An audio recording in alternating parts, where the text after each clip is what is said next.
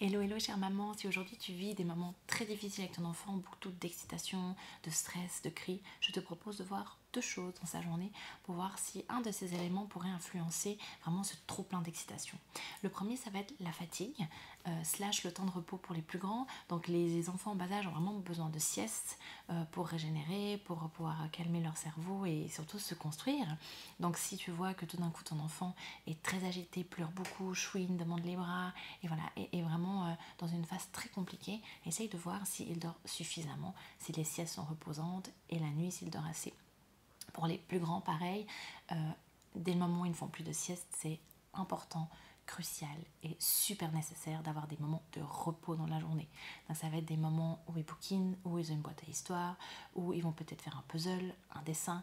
Donc voilà, on enlève les écrans, on enlève l'agitation, on enlève en fait les bruits de jeu, de surstimulation et on revient pendant une heure à un moment de calme où il n'y a aucune sollicitation de l'extérieur et où les jeux voilà, sont sélectionnés en fonction de ce que l'enfant aime. Ça peut être aussi faire des petits bracelets.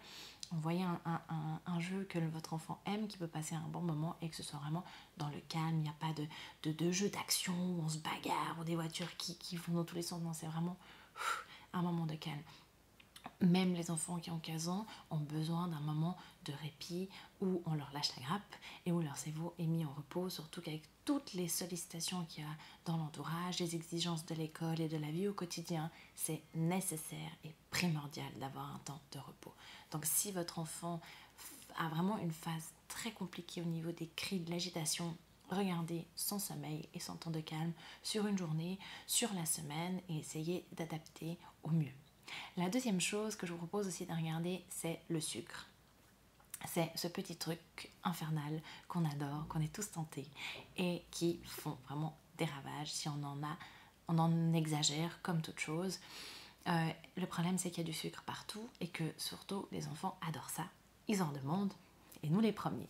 Donc je vous propose là aussi de regarder un petit peu sur une journée entière quel est l'apport en sucre. On peut vite se faire avoir en fait sur des choses qui sont accumulées sans même qu'on s'en rende compte.